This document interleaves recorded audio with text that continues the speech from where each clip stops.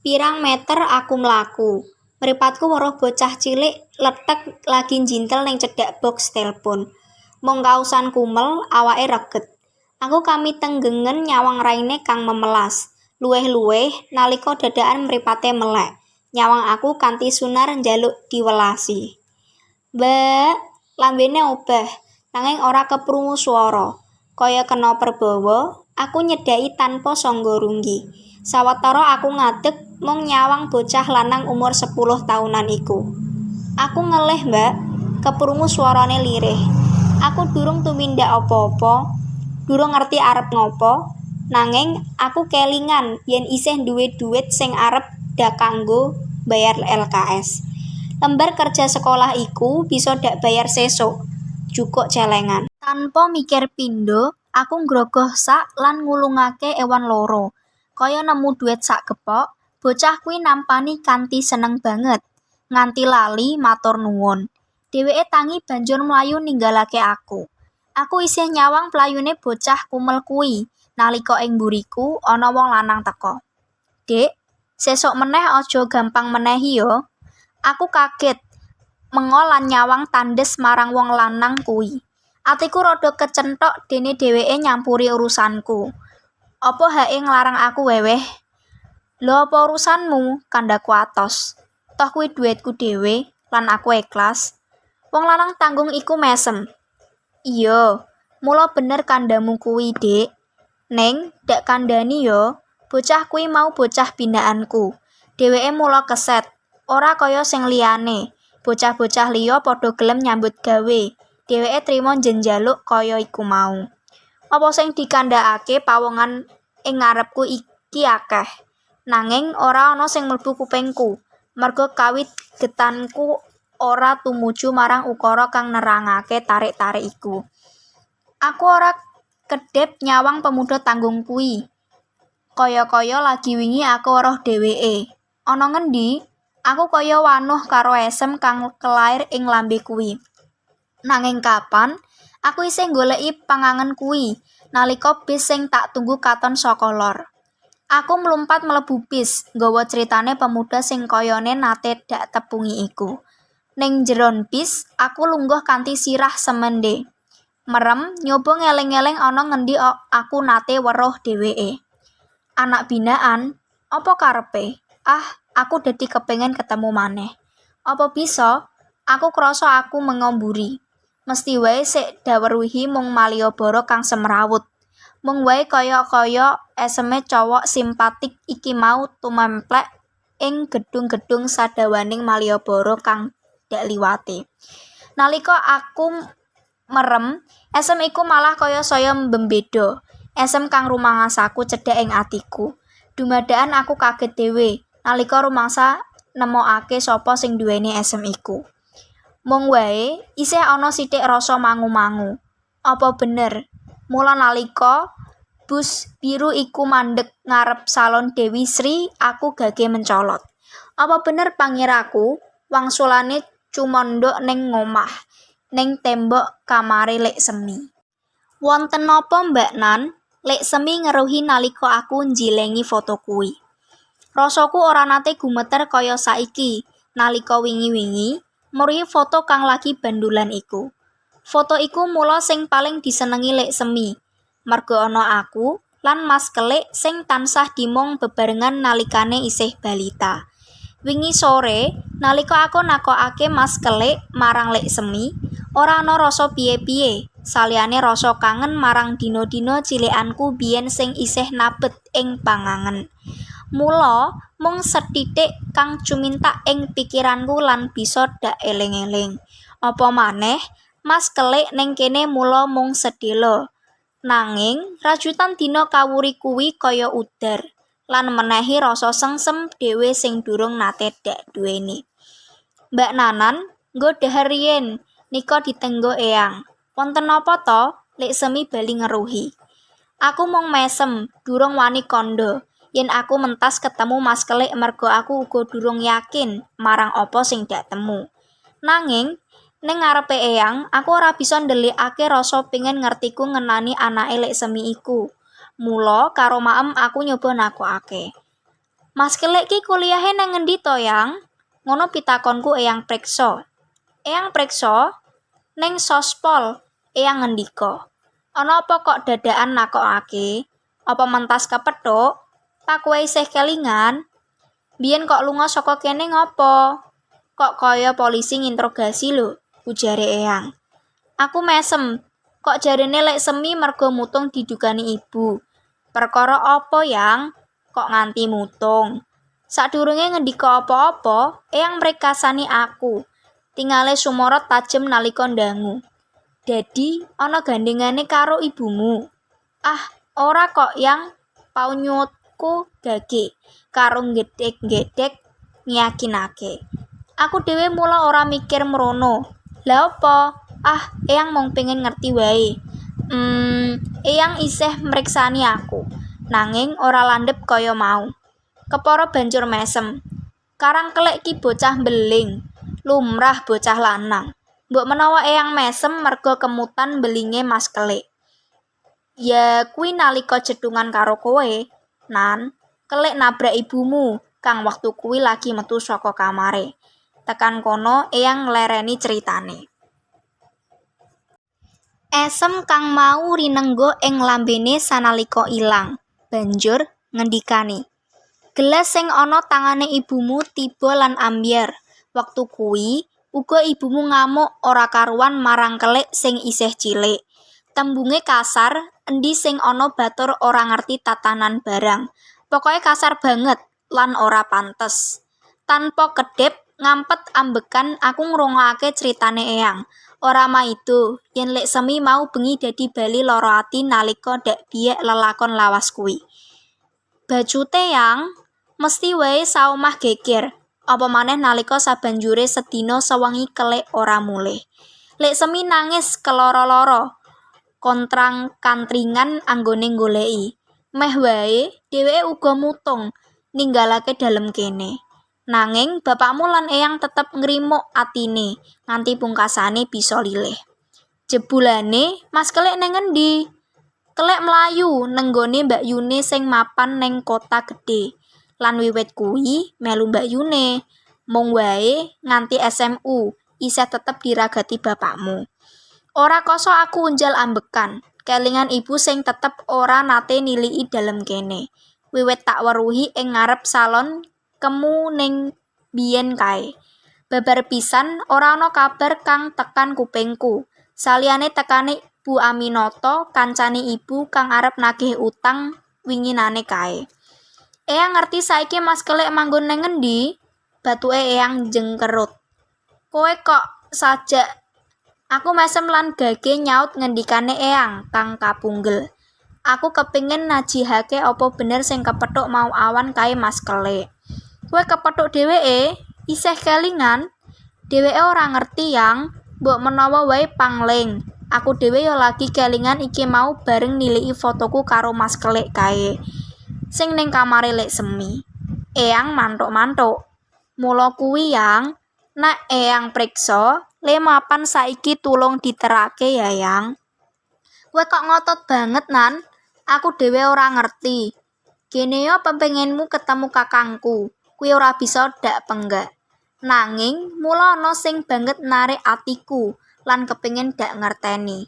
Ngenani anak binaan sing dikandhakake mau awan. Apa tegese?" Eyang priksa panandesku. Eyang nguyak-uyak sirahku. Kinanti. Kono ngebel Pak Jamil, nyuwun kong ngeterangke." "Sip lah, aku ora bisa ndelikake bungahing atiku." Ananging niat sing mau makantar dadi sudo nalika mobil mandheg sangarep deretan omah kos. Aku mung jegreg lingguh ning jok mobil, kepara malah kepingin balik. "Wes tekan, Nan, ayo mudhun." Eyang nyeblek pupuku. Aku nggeget lambe ngisor, nyawang Eyang karo matur, "Bali wae yo, Yang." "Hus." Eyang mandeg aku. "Bali piye? Ayo mudhun." "Eyang dhisik yo, aku deg-degan." Eyang jlenggung sirahku, banjur mbuka lawang mobil. Aku ngetutake lakune Eyang, rada adoh ning mburine. Nalika Eyang mandeg ing salah sijining deretan kamar kos iku, atiku malah dadi ora karuan. Lawang iku menga kawitan mung sethithik, nanging banjur mbukak ngeblak lan keprungu swara panguwuh. Eyang Pana, ukara iku cetha ngemu swara kaget. Kaliyan sinten yang? Sinten ingkang dherekaken? Aku karo Pangling genah kuwi swara mau awan sing ngeruhi aku ning Malioboro. Aku ora kleru yen cowok simpatik iku mula Mas Kelik. Ngono aku tetep ngadeg rada adoh ing swalike pager tembok. Saka kono aku weruh Mas Kelik nyalami lan nyungkemi astane Eyang. Banjur ngaturi mlebu. Eyang katon manut ngetutake Mas Kelik mlebu banjur nutup lawang. Anehe, Eyang ora nggawe utawa ngundang aku nanging mlebu dhewe. Kepara nganti sawetara wektu ning njero ngenengake aku kijenan ning njaba. Asem, Eyang ki batinku. Apa maneh nalika keprungu guyu gegeran aku krasa yen Eyang mbembeda. Yang, wusana aku bengok saka papanku. Eyang metu saka kamar kos iku. Ditutakake Mas Kelik. Wis, ayo Nan, mundak kowe kesuwen ngenteni. Eyang ngendika sing gawe bingungku. Geguyon apa kepiye? Gene ngajak bali. Ora nampungake aku marang Mas Kelik. Lho, menika sinten Yang? Mas Kelik takon. Nalika aku lan dheweke mung awates sak meter, ketara raine kaget. Lho, tangane menudingi raiku tanpa omong liyane. Yang, aku gedruk-gedruk. Eyang malah gemujeng. Iki Lek, kowe isih kelingan ora karo dheweke? Mengko dhisik. Mau awan jarene kowe kepethuk. Pamunggelik Eyang. Dadi, sing mau awan ning Malioboro iki bener kinanti to? Aku mau lagi nggagas, kaya nate tepung. Neng ngendi? Mas Kelik banjur nggeret tanganku. Ayo mlebu. Ngopo lho, meneng wae ning njaba. Ngancani lemut. Eyang kok mboten ngendika lho. Rasane gonduk aku karo Eyang sing wis mbembeda iku. Gawe wirang wae. Nalika aku mecucu, Eyang malah tambah kekel gemujenge. Sidone aku wong telu bali mlebu kamar kos sing dipapani Mas Kelik kuwi. Jane sing ngeret-ngeret aku ki adimu kuwi. Wong jare mau awan mentas ketemu. Terus langsung wae aku dipaksa ngeterake mrene. Eyang nerangake isih karo gemujeng. Aku tumungkul ora wani nampa panyawange Mas Kelik. Dadakan ana rasa isin. Kalingan fotoku kang lagi dirangkul cowok iki ning dhuwur bandulan. Ayo, ndang ngomong. Lah wong mau ngodor olehe kon ngeterake kok. Jare arep ana sing ditakokake.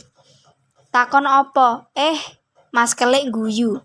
Aku kudu ngundang piye iki? Biyen aku nyebut Mbak Nanan J. Aku dudu Mbak Yumu, panyautku. Eyang bali gemujeng. Mas Kelik mesem. Galake ora ilang, ujare. Wis arep takon apa, Dik? Bocah mau awan kae lho, Mas. Kok jaremu anak binaanmu? Apa tegese? Pitakonku dawakanake. Oh, kuwi. Mas Kelik njupuk udut.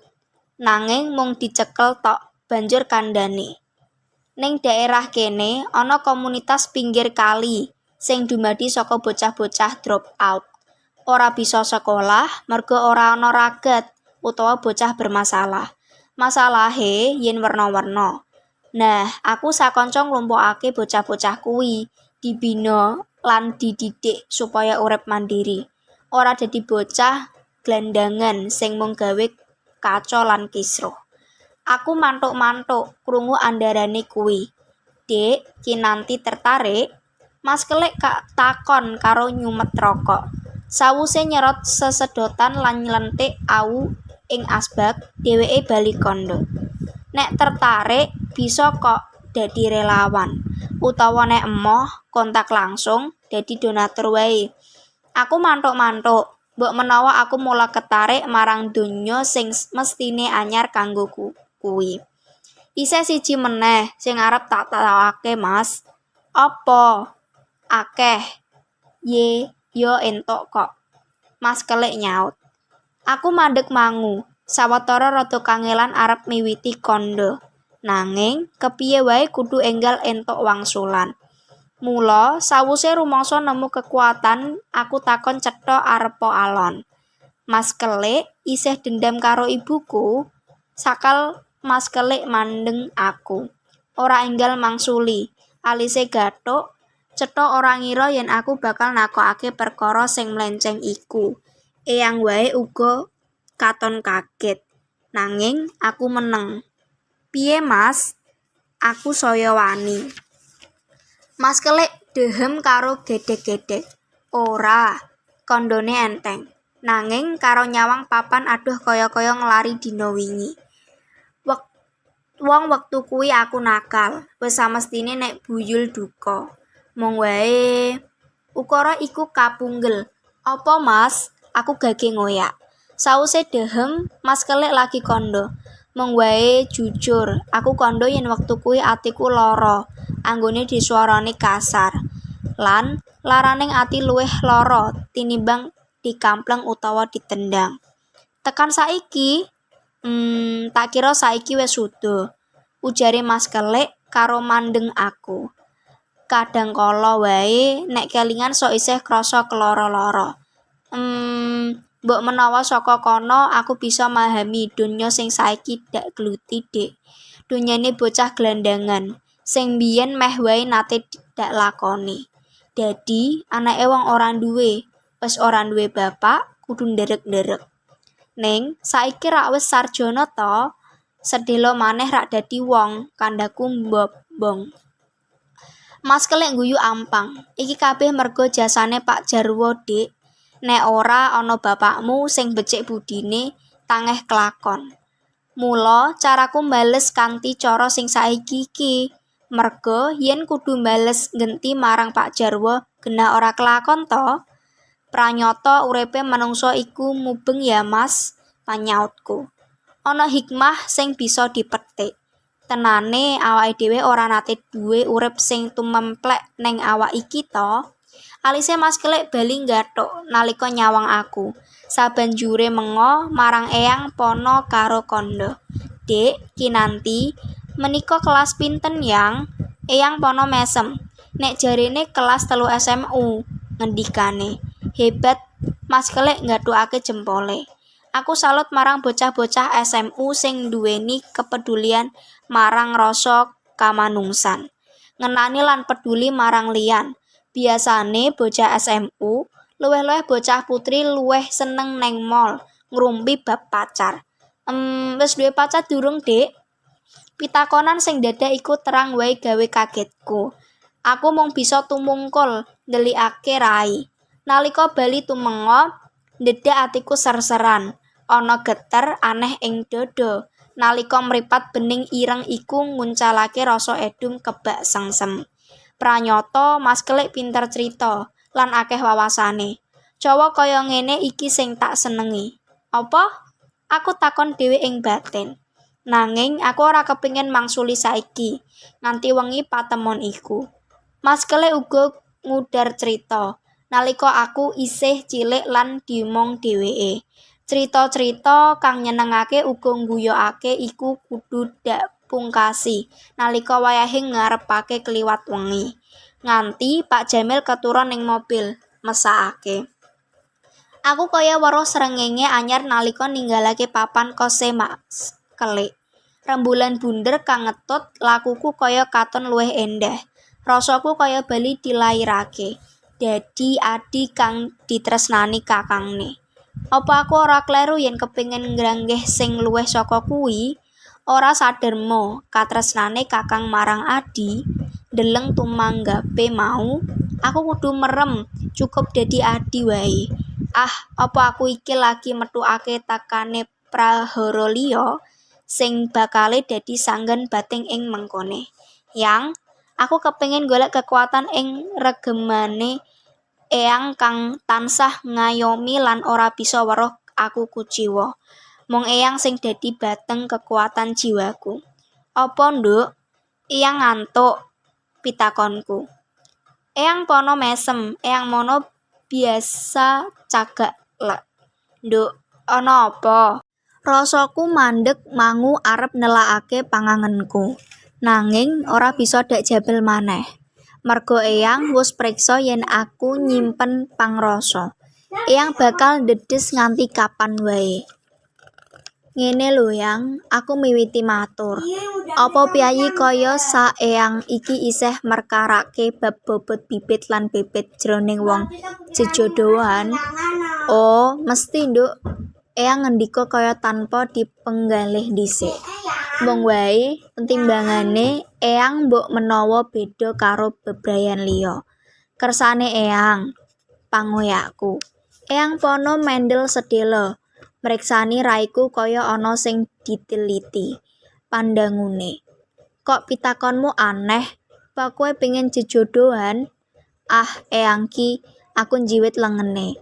Ya butuh ngerti wae to. Ya sapa ngerti sok aku ketemu jodoh. Eyang mesen mawa teges. Ngene ya, Nduk. Tetimbangane eyang bab bobot bibit lan bebet iku mau luweh marang pribadine si calon jodoh kuwi. Ora marang apa-apane, nanging marang rasa kamanungsane sing menungso iku. Ah, eyang ora mudeng aku. Eyang pono gemujeng banjur ngrangkul pundakku. Alon-alon nan, sawijining wektu mengko kowe bakal bisa meruhi lan mahami. Ngendikane cetha. Mbok eyang ngendika sing gampang, ora angel ngono kuwi. Aku protes. Kowe iki senengane golek gampang nan, panyaute eyang banjur bacute. Ngene lho nan, umpamane kowe seneng karo si gendut. Sing disawang eyang ya pribadine si gendut secara manusiawi, apa dheweke nduweni bobot moral kang becik, sing bakale bisa dadi bibit langgenge nyawijine pribadi loro kang beda. Eyang nduweni panemu yen si gendut iku nduweni bobot bibit lan bebet moral kang becik. Dheweke bakal nduweni tanggung jawab sing dadi kewajibane, ora nyawang saka kelas ekonomi sing kepiye maune. Aku mantuk-mantuk sithik bisa nampa apa sing dadi ngendikane eyang. Aku bali nyawang eyang lan sakeplasan critane ibu kemliwer ing bathuk.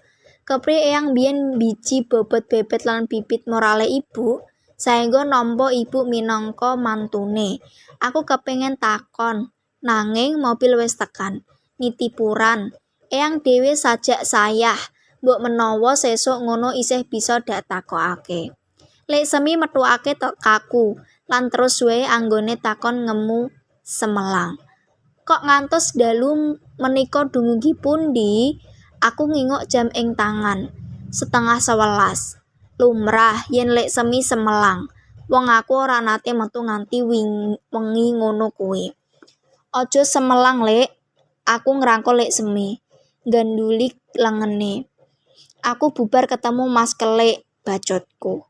Pripun? Lek semi mendeliki aku. Kok mboten ngendika yen ajeng tindak mriko? Aku mesem.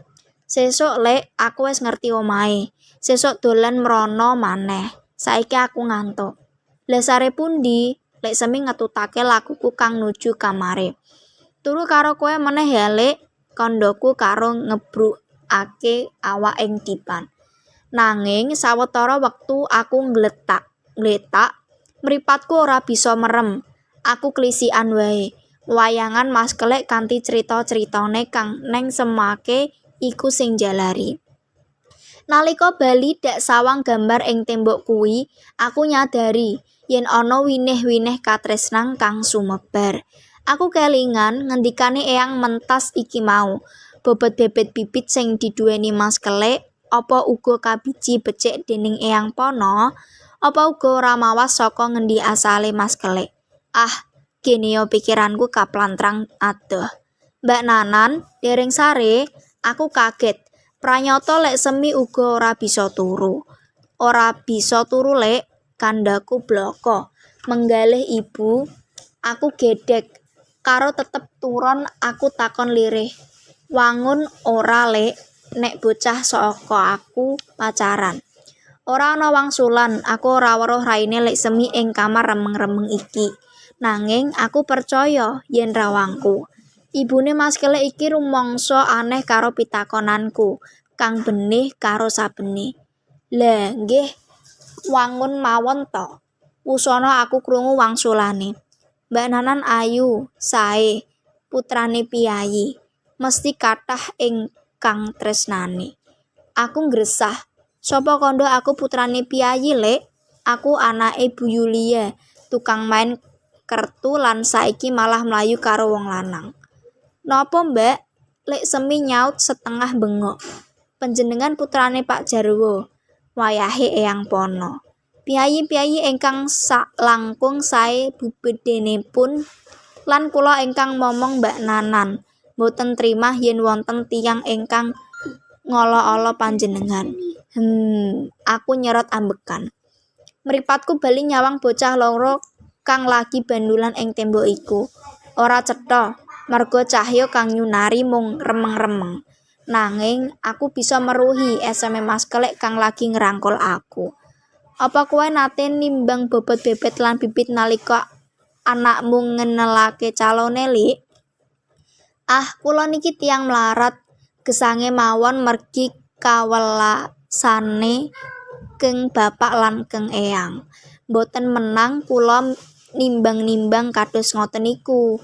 Anggere padha senenge, rak empun wong tuwa kari manut. Saka ruang tengah keprungu jam dinding gemblontang kaping 12. Ora ana caturan maneh, aku miring ngekep Lek Semi saka mburi. Wanita iku ngelus lengenku nuli mijeti. Ana rasa asih kang mili lan dak rasakake saka tangan tulus duweke Lek Semi. Ibuku kang bakali dak bekteni. Pungkasane aku pasrah marang sak wektu. Sang Kuwasa ngowahi crita ing liya dina. Turu karo Lek Semi aku ora semelang yen tangane kawanan. Dheweke bakal gugah-gugah aku supaya aku ora telat sekolah. Adzan subuh isih keprungu nalika Lek Semi gugah. Arepa mripatku rasane isih kelet, nanging aku nyoba ngelakake saamba-ambane menyang kamar mandi banjur sembahyang. Iba endahe dina sing teka iki, dosa yen nganti aku lali marang sing maringi. Kaya padatan eyang mesti wis wungu. Embuh eyangki yen bengi sare apa ora. Rumangsaku yen aku nglilir tengah wengi eyang mesti lagi lenggahan ing kursine maos. Aku tangi turu esuk uga bakal weruh eyang lenggahan ing kursi, isih maos. Ora ngantuk ponan, eyang dangu nalika aku metu saka kamar mandi. Nganggo seragam. Eyang ngantuk ora? Aku genti takon. Eyang gemujeng nyelehake bukune karo nyopot kaca tinggale. Kowe iki senengane kaya wayang, ora wangsulan ning malah genti takon. Aku ngguyu, banjur nyedhaki lenggahe eyang. Soale nek turu karo Lek Semi esuk-esuk mesti wis dioprak-oprak kandhaku. Mboten leres niku. Lek Semi nyaut karo mara ngladekake unjukake eyang. Mboten ngantos kula wungokake. Mbak Nanan pun wungu piyambak. Malah sakjake mboten sare sedalu. Eyang mriskasane aku. Iya apa Nan? Pandangune ngopo? Menggalih. Lek Semi njegigrek pacar bajute. Aku roh alise eyang gathuk. Dakantem Lek Semi. Lek Semi ki senengane ngarang. Kandhaku. Lek Semi tetep guyu. Nanging eyang ora katut gemujeng, malahan anggone mriksani aku kaya seje karo adate. Mung wae pirang menit bajute wis lali mesem. Banjur nyawang Lek Semi karo ngendika, "Sopo Lik, pacare?" Rasaku mumbul di beda ngono kuwi. Mbok menawa mula atiku ora kena dak selaki. Aku kepengin duwe kekasih sing bisa dak kanggo papan lereming atiku kang lagi peteng, sing dak percaya dadi paraning sambatku, sing bisa dadi srengenge aweh sunaring panguripan kang dak butuhake. Jam 6 kurang seprapat, aku siap budal. Lek Semi isih mesam-mesem karep bebedo nalika ngringkesi meja maem. Nanging aku ethok nesu. Nganti pungkasane rada mesakake nalika rumangsa kleru. Mula sengaja dak parani ning kamare kanggo pamitan.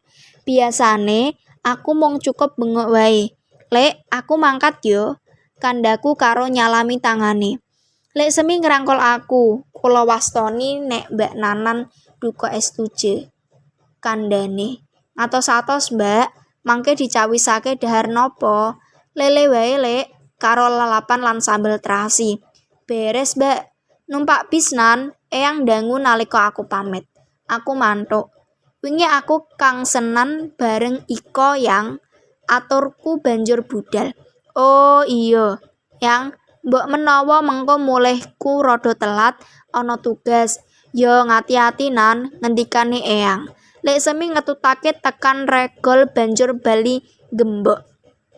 Jalan wates wis rame arepa wayahe durung awan banget.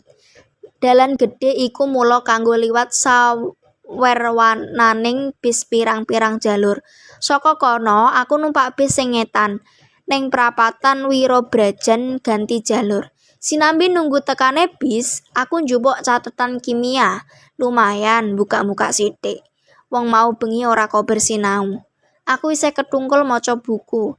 Nalika ana mobil mandeg ing sandingku mepet banget karo awakku. Cetha dudu bis sing tak tunggu, ora nyadari apa-apa nalika mobil iku mbuka lawange lan ana tangan kuat kang nyeret aku mlebu. Nalika dadakan, mripatku ditutup nganggo kain lan tangan ditlikung. Aku wiwit bisa nyadari apa sing dumadi. Secara refleks, aku bengok lan gedruk-gedruk.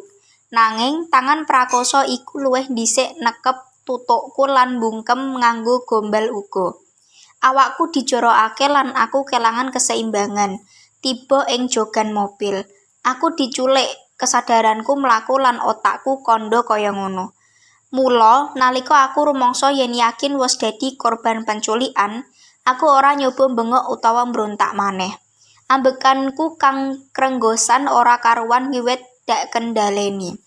Aku kelingan ngendikane eyang, kepriye bisa ngatur napas supaya nduweni daya pikir kang tajem. Cetha aku ora bisa tumindak apa-apa kanthi awak tanpa bisa bangga kaya ngene. Apa maneh kanthi mripat tutupan kaya ngene. Aku ora weruh ngendi arahe mobil iki mlayu nggawa awakku. Aku mung bisa ngrasakake mobil iki mlayu banter banget.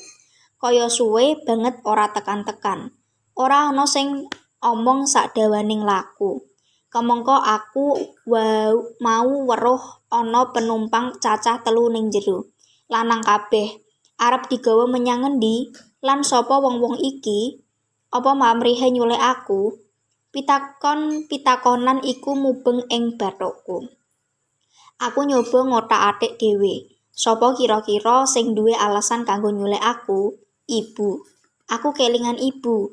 Apa dheweke nyulik aku? Kanggo apa? Jaluk tebusan marang eyang. Kene yo ibu tega tumindak kaya ngene. Umpama ibu sing temenan nyulik, aku bakal manut lan kepengin ngerteni kahanane ibuku saiki. Aku ndobraki jok nganggo sikilku lan bekah-bekoh kepengin omong. Nanging ora ana asile, tetep dinengke.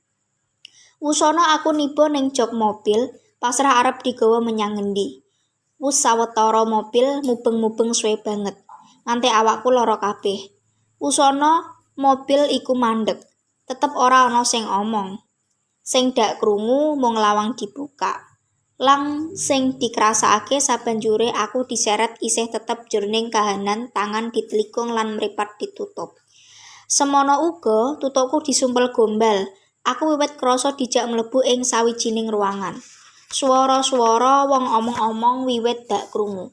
Mung wae ora cetha, merga kaya ning liya papan.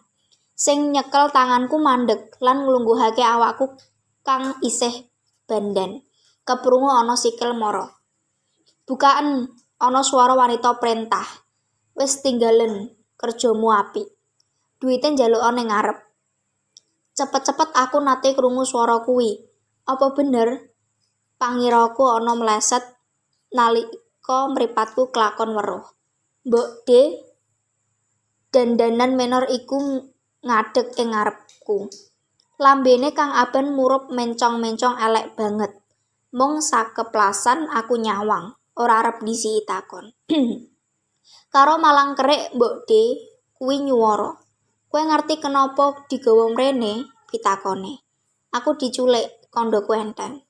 Nyoba ora nuduhake rasa wedi, pengecut bacotku karo idu ing jobin keramik iku. Sakala lambeku ditapuk. Lancang lambemu, panyetae. Aja sak penakmu kowe. He, anake Yulia. Saiki kandakno ana ngendi ibumu ndelik. Aku nyoba ngulu idu kang dadakan krasa gering banget. Wiwit dak ngerteni apa karepe Bu Aminoto iku nyulik. Dheweke bakal nyandra aku kanggo bisa nemokake ibuku. Apa bisa? Penak banget ibumu minggat. Ninggal tanggung jawab. Duit 100 juta iku akeh. Nek ora bisa bali ning tanganku, nyawamu sing kanggo ijol. Oh, aku ora sabar maneh. Aku njenggelek, kepiye wae tetep kaget.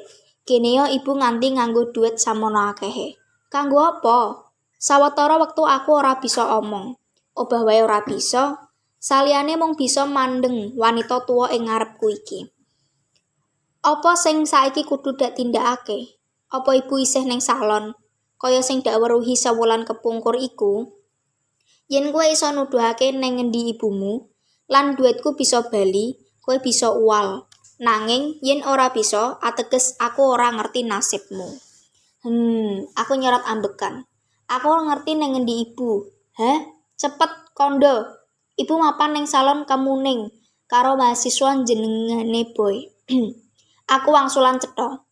Wanita tua nanging isih bergas iku malah nendang sikilku. Aja goroh, rumangsamu aku goblok. Salon kuwi wis dak obrak-abrik seminggu kepungkur. Lonte murahan kuwi ora ndelik ning kono. Dak greme mripat lan nyoba nutup kuping. Aku ora kulino krungu swara sing kasar. Nanging kaping pira mbok De kaya badut iki ngeculake ukara kasar. Mula kuwi sing dak weruhi kira-kira sewulan kepungkur. Yen pranyata saiku ora ana. Aku ora ngerti. Aku kandha setengah bengok kanggo nguwali dadaku kang dadakan krasa abot. Kowe salah yen nyulek aku. Aku bali bengok kanthi napas, grenggosan. Ibuku ora bakal peduli. Arep kowe mateni aku ora bakal ana gunane. Kowe malah bakal urusan karo polisi. Bu Aminoto malang kerik, lambene kang abang dlenger iku isih mencong. Mripate mandeg landhep, banjur kedep-kedep kaya lagi mikir. Karo mantuk-mantuk dheweke bali kondo. Bener kondomu yuk, Nduk, yen ngono. Lambe kang mau mencong mudhun iku ketarik munggah dadi esem licik. Aku ngenteni apa sing arep dikandhakake kanthi dada kemrungsung. Dak wanek-wanekno, kepiye wae ana rasa ngedep. Yen ngono kudu ana sing tanggung jawab marang baline duitku iku. Kandhane wanita iku adem tanpa rasa. Lan aku ora salah nyulik kowe, mergo aku bakal nuntut marang eyangmu, Nduk. Dek, ana sing ngantem dadaku rasane. Sakala getihku mili banter banget. Jantungku kaya beduk riyaya swarane. Aku nggeget lambe sak kencengku. Kelingan eyang sing mestine ora duweni pangira yen putu kinasihe lagi kesiksa ing kene. Wes bener ngono, ana guyu menang nalika Bu Aminoto ngucap tembung iku. Bener kandamu, sundel kaya Yulia ora bakal keguh arepa anake dak gawe cacat pisan. Nanging yen eyangmu, ukara iku disambung nganggo guyu. Isih karo guyu Bu Aminoto ninggalake aku ijin ing ruangan kosong iku. Saka njaba keprungu swara lanang dikunci. Hek, aku ngantemake tangan ing tembung. Muangkel, sedih lan bingung. Cetha yen aku ora bisa metu saka ruangan tanpa cendela lan ventilasi iki. Kamar iki kepandangan saka roster kaca rada dhuwur. Sajake kanggo gudang, nanging kok mung sempit. Apa iki omahe wong wadon jeneng Bu Aminoto mau? Aku ora bisa apa-apa. Saliyane mloka-mlaku ngubengi ruangan kang ambane sak kamarku iku. Nalika lawang dak oglek-oglek, babar pisan ora obah. Ora ana sing bisa dak tindakake. Saliyane mung banjur lungguh deprok ing jobin kang umes iku. Ngenteni wektu kang dadi krasa rendet banget. Mergo ora ana sing dak tindakake. Nganti sauntara, wektu uga ora ana sing niliki aku. Ana swara guyu gegegeren lan wong omong. saja akeh banget. Papan opo iki? Kepiye aku bisa entuk pitulungan?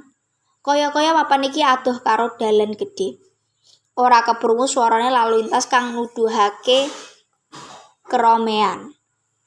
Nganti kapan Bu Aminata ngurung aku ning papan kene? Mestine nganti duwite bali to? Ah, Eyang. Piye polahe Eyang yen mireng aku diculik kaya ngene iki? Aku ora lila yen nganti Eyang ngetokake dhuwit semono akehe. Mung kanggo perkara sing ora cetha. Apa buktine ibu nganggo dhuwit samono akehe? Eyang sing ora luput apa-apa kudu melu nanggung polahe ibu. Oh, aku ora susah lan lara mergo diculik. Nanging aku lara dene Eyang kudu keseret-seret ing perkonane ibu. Aku kudu golek cara upaya bisa luar saka papan iki. Aku kudu golek cara. Ing njaba wis ora keprungu meneh suarane wong akeh. Nanging tetep wae ora ana wong sing niliki aku. Papan iki kaya adoh saka keramaian. Iki wayah apa? Gene wetengku wis klikikan.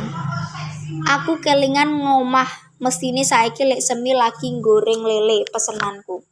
Tanpa duweni pangiran yen aku ora bakal bisa mangan lelene. Kepara aku mau kondo yen mulihku rada telat. Ateges nganti sore aku durung bali kabeh ora bakal ngira. Saya suwe aku ora kuat. Wetengku preh lan awakku kesel. Aku marani lawang lan tak dobrak sarosane. Buka, dibuka. Aku bengok sakatokku. Lawange dibuka. Aku aja mbok kurung. Mbok De. Keprungu ana kunci mlebu bolongane lan lawang-lawang mengo sithik.